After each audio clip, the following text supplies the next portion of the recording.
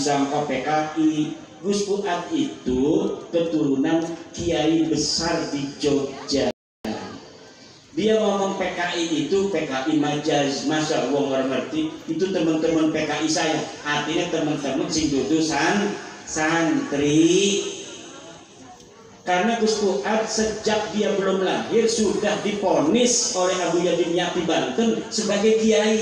Nah, sekarang Kiai Imad sudah menerima tantangan kau, Jik. Jadi sekarang kalian debat aja di universitas gitu. Biar dibuatkan acara gitu untuk permasalahan nasab ini. Orang yang selama ini koar-koar perang lah, koar-koar amar ma'ruf nahi mungkar, mana? Yang ada omongan sendiri kita ulang nggak bisa terima. Tes DNA itu omongan siapa? Gimana? Ini kan dulu sebelum kita lanjut ke pembahasan, kita evaluasi dulu. Kira-kira selama ini yang TIJ bahas bertentangan dengan mereka gitu. Apakah yang saya omongkan itu merupakan kebohongan, menghasut, kemudian menjelek-jelekkan, atau memang fitnah sekalipun? Atau memang ghibah? Kalau ghibah sih ya, menggibah setan, menggibah hantu, menggibah penipu gitu. Dan itu harus gitu. Masa kita diam aja ketika penipu-penipu bebas beraksi kemana-mana gitu. Jadi saya tanyakan ke kalian, kira-kira yang saya sampaikan selama ini fitnah yang sangat keji atau memang kenyataannya seperti itu, saudara? Misalnya saya mengatakan bahwa sebelum Kiai Imad ada orang yang mensyaratkan untuk memverifikasi bagi orang-orang yang ingin diakui sebagai zuriyah Nabi. Harus verifikasi, jajarkan kitab-kitabnya, bawa manuskripnya, tes DNA, saudara. Kira-kira itu fitnah apa nyata, saudara? Mungkin Kiai Imad juga udah jadi muridnya Rizik gitu. Karena Kiai Imad yang mengikuti apa yang pernah disampaikan oleh Rizik gitu. Jauh-jauh sebelum Kiai Imad muncul di hadapan kita semua, Kiai Imad mengatakan ataupun mengikuti proses seperti apa yang disebut oleh si Rizik gitu. Jajarkan kitab-kitabnya, bawa manuskripnya, dan tes DNA. Ketika si Rizik ngomong begitu, kenapa yang lain diam gitu? Nggak ada yang bilang itu begal nasab, nggak ada yang bilang itu tukang adu domba gitu. Mereka begitu, entah apa maunya gitu. Gua sih tahu mau mereka apa. Mau mereka itu, kita itu puji-puji mereka, jilat-jilat kaki mereka, memberikan penghormatan kepada mereka. Oh, gua ogah. Gitu. Gini, kalau dulu si Bahar ini, kalau ada orang yang membuli dia ataupun tidak sepaham dengan dia di dalam media sosial, dia nantang untuk baca kitab. Si Sodik juga dulu gitu. Kalau ada masalah sama orang, ente saya tantang baca kitab gitu. Ente saya tantang buka kitab gitu. Kenapa sekarang mendadak mereka itu jadi lupa senjata mereka sendiri gitu? Apa terkejut gitu ketika kalian melihat anak-anak muda dan kiai-kiai kita itu lebih jago dari kalian gitu. Bahkan mereka membuka fakta-fakta yang selama ini kalian sendiri aja nggak tahu gitu. Tentang misalnya isbat nasab kalian yang dilakukan oleh Ali Asahkran melalui mimpi, saudara. Kalian nggak tahu. Kalau gue udah lama tahu. Kenapa? Walaupun gue nggak bisa baca kitab, gue suruh baca sama orang. Apa sih yang ada di kitab mereka? Coba baca, coba baca. Gue duduk menyimak gitu. Ternyata Al-Imam Ali Asahkran, beliau itu bermimpi, ya kan? Bertemu dengan Rasulullah dan Rasulullah memanggilnya sebagai cucuku. Jadi berdasarkan itu. Kalau bukan berdasarkan itu, nggak mungkin mereka syuhra wal istifadah sama husnudon aja. Pasti. Karena dikit-dikit kitab mereka. Dikit-dikit dalil. Dikit-dikit buka kitab gitu, kita debat kitab aja gitu. Sama gue diajak debat kitab, ya sama aja. Walaupun gue nggak pernah baca kitab dari kiri ke kanan, setidaknya gue juga ngaku gitu kalau gue nggak bisa baca kitab gitu. Maksudnya kitab kuning, kitab yang gundul itu gue nggak bisa baca. Kalau orang gundul bisa, kayak si Aldo misalnya. Kayak si Kori misalnya kan bisa gue. Kalau kitab gundul nggak bisa gue. Makanya kalau kita nggak bisa, kita ikutin orang yang bisa, orang yang paham, orang yang mengerti. Nah begitu. Nih dulu di awal-awal kemunculan Kiai Imad difitnah sebagai orang yang belajar di kandang kebo. Tesisnya tidak ilmiah, alasannya karena belum diuji di universitas gitu.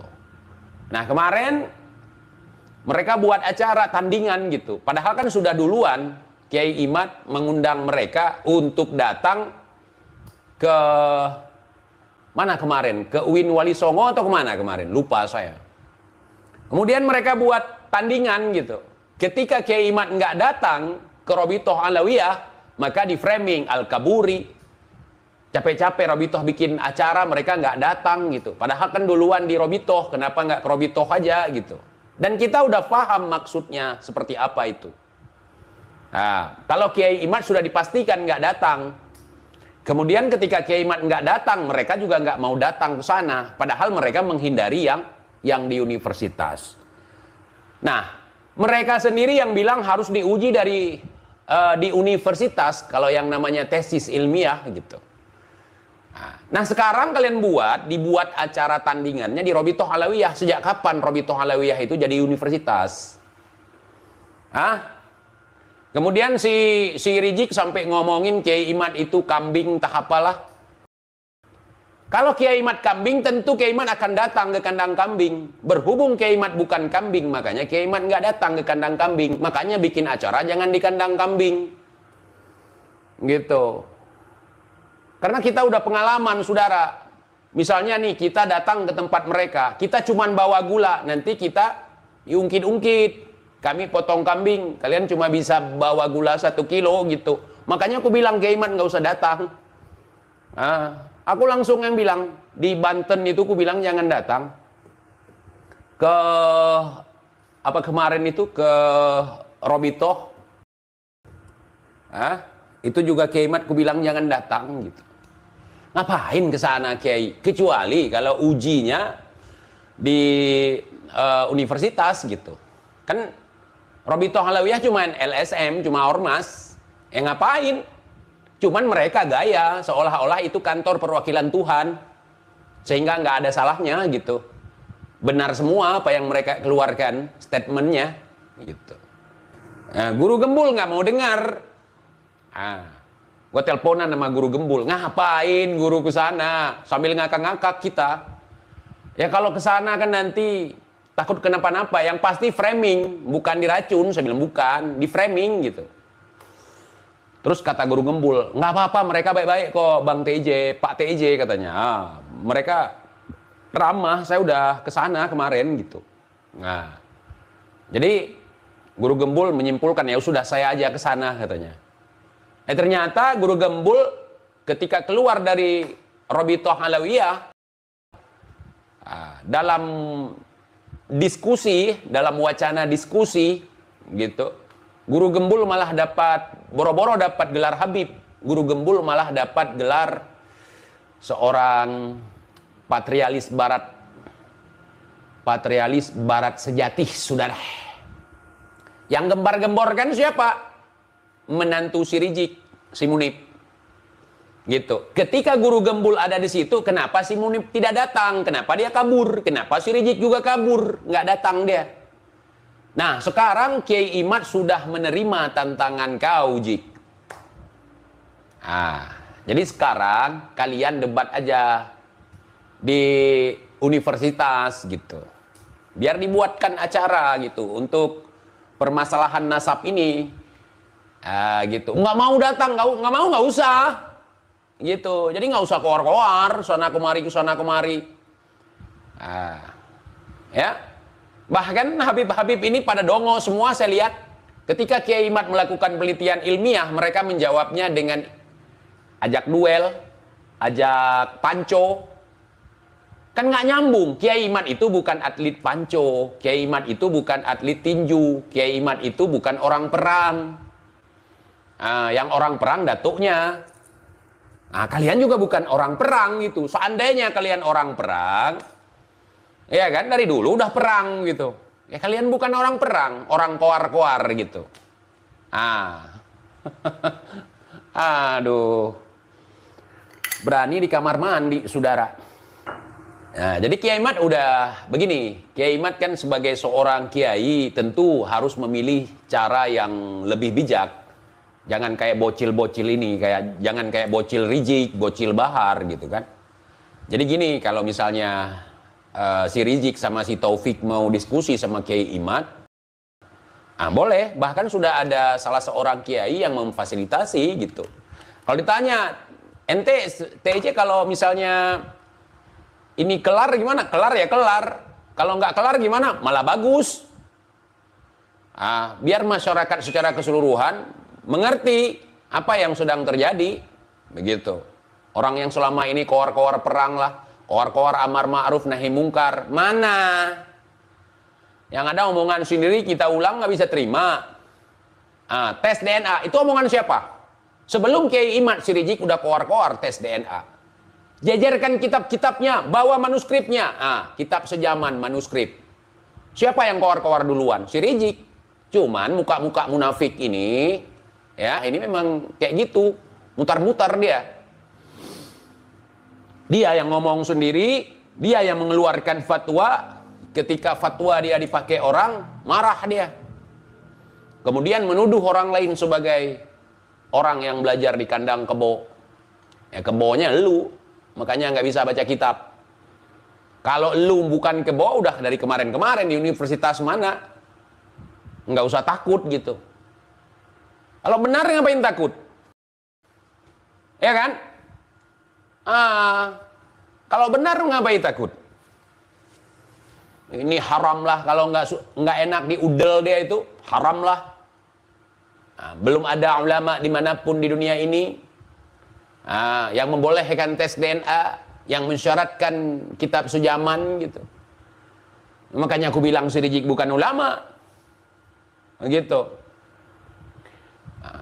Kalau kalian nggak percaya, nih kalian yang pernah mau mengusulkan nasab kalian, kalau gue nggak pernah. Syaratnya pasti kitab sejaman, manuskrip. Manuskrip. Makanya kalau Habib di Aceh beda. Habib di Aceh tidak diakui sama mereka di sana kecuali orang-orang yang tenar yang pernah ngaji di Tarim, saudara. Kalau yang ngaji-ngaji ke kiai-kiai kita, ke ulama-ulama kita di sini nggak dianggap sama mereka. Bahkan mereka langsung ngomong sama gua, Habib di Aceh ini Habib palsu rata-rata, TIJ. Bahkan pengacara dari Robitoh kemarin kan sempat nimbrung ke acara orang itu sampai mau diganggu acara orang di sini, Habib di sini, gitu. Sampai di sana diancam sama seorang Habib di sini. Jadi kalau kau mau bikin ricuh di acara kami, kau kulaporkan, kau bilang kami Habib palsu gitu. Jadi yang asli itu yang ada di Jawa, saudara. Yang ada di Pulau Jawa itu yang asli. Kalau yang ada di Aceh itu palsu versi mereka gitu.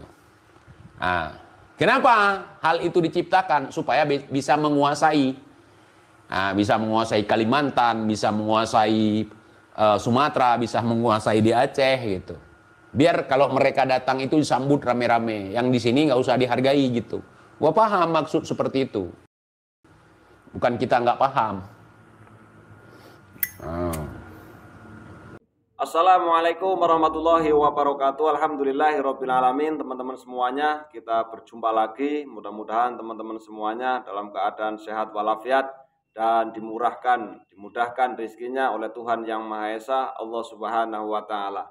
Menarik teman-teman ya, ketika kita mendengarkan ceramah apa yang disampaikan oleh Kiai Haji Imaduddin ya, salah satu tokoh agama atau mungkin bisa dikatakan ulama, di mana beliau itu sangat senter sekali ya ketika berbicara tentang nasab dari Ba'lawi teman-teman ya. Dan juga tidak henti-hentinya ya dari sekitar mungkin 1 tahun yang lalu. Mungkin ini ya, Bang TIJ ini juga beliau itu sangat gencar ketika membicarakan tentang Habib teman-teman ya, para habaib, terutama Habib Rizik ya. Nah, ketika kita mendengarkan dari obrolan-obrolan dari TIJ ini, memang dia itu kalau berbicara kan kayak enak banget teman-teman ya. Tapi mungkin ketika saya melihat apa yang disampaikan oleh Bang TIJ, mungkin dia juga punya data. Karena tidak mungkin ya seseorang itu mau berbicara sesuatu itu tanpa adanya sebuah pengetahuan. Sama seperti halnya Kiai Haji Imaduddin. Dia itu nggak mungkin mau berbicara kalau seandainya dia itu tidak melakukan riset atau penelitian ya, ketika membahas atau membahas tentang keturunan Nabi Muhammad SAW, yakni khususnya dari golongan Ba'alwi teman-teman ya. Tidak mungkin lah ya kayaknya, karena kita juga lihat sama-sama ketika beliau menunjukkan kitab, menunjukkan sesuatu yang bisa dijadikan sebuah landasan kalau seandainya nasab dari Pak Alawi ini kalau menurut Kiai Haji Imaduddin itu putus. Nah ini ya. Nah awal-awal dari itu akhirnya sampai sekarang itu panas lagi teman-teman ya.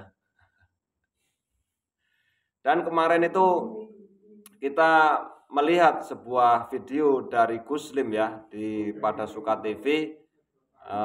Guslim itu menyediakan tempat ya atau memfasilitasi agar Kiai Haji Imaduddin dan Habib Rizik ya memfasilitasi biar bertemu. Karena kalau seandainya cuman berbicara di medsos, yang sana sindir sini, yang sini sindir sana, itu tidak akan pernah yang namanya selesai teman-teman ya.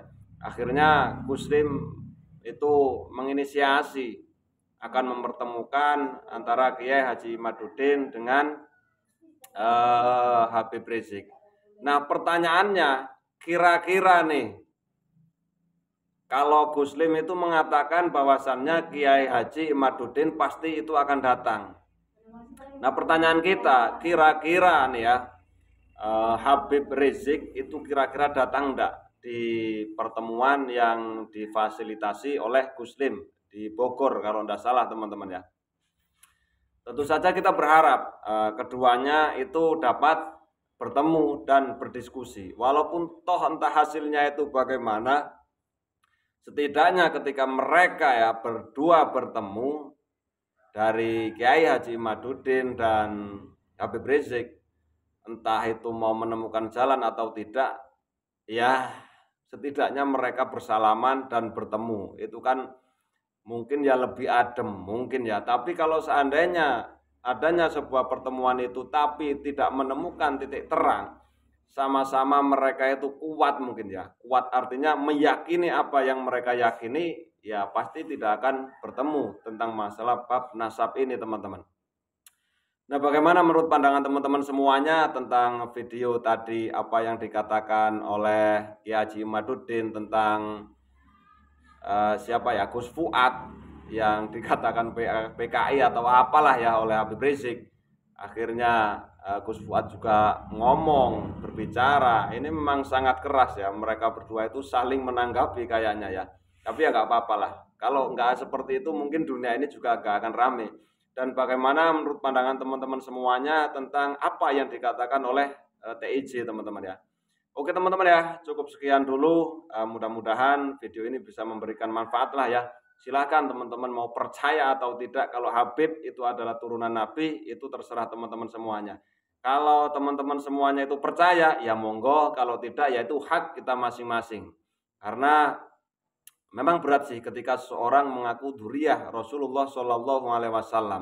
Karena keturunan dzurriyyah Nabi itu adalah orang yang harus dimuliakan oleh kita semuanya. Tapi kalau meyakini mereka bukan dzurriyyah Nabi, kalau seandainya mereka, ini menurut saya ya, mereka berilmu, mereka berjuang, kalau seandainya dia bukan turunan Nabi pun, kita harus memuliakan orang-orang yang berjuang di agama Allah Subhanahu wa taala. Nah, oke teman-teman ya, sekian dulu video kali ini, mudah-mudahan ada manfaatnya. Salam persatuan, salam persahabatan dari saya, salam perseduluran. Mohon maaf kalau seandainya ada salah kata. Wassalamualaikum warahmatullahi wabarakatuh.